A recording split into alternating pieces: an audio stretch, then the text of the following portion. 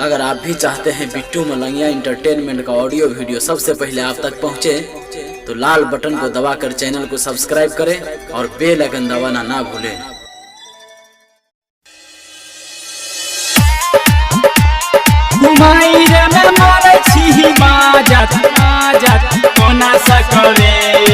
अखन अपने सब सुन रहल छी बिट्टू मलंगिया एंटरटेनमेंट के।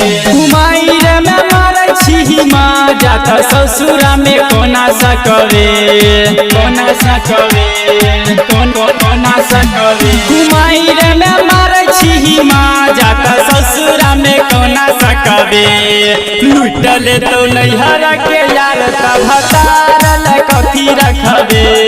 लुटले तो नैहर के यार त भतार ल कथी रखबे।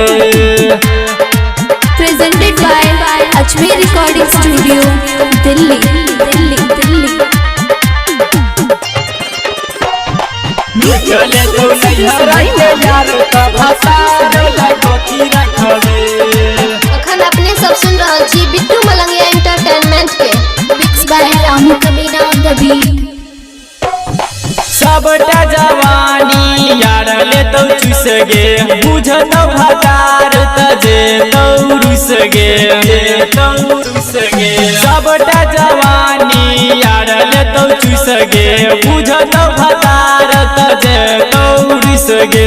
चुसला जवानी के छौरी तू कोना ढकबे। चुसला जवानी के छौरी तू कोना ढकबे। लुटले तो नैहर के यार त भतार ल कथी रखबे। लुटले तो नैहर के यार त भतार ल कथी रखबे। Presented by Ajmer Recording Studio, Delhi.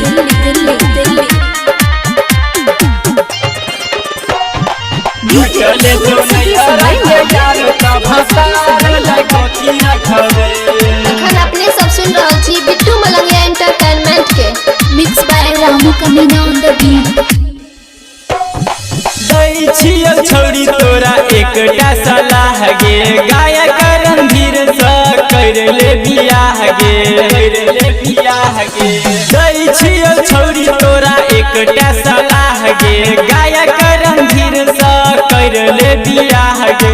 Writer सनी सागर से छौरी तू की बजबे। राइटर सनी सागर से छौरी तू की बजबे। लुटले तो नैहर के यार त भतार ल कथी रखबे। लुटले तो नैहर के यार त भतार ल कथी रखबे कथी रखबे।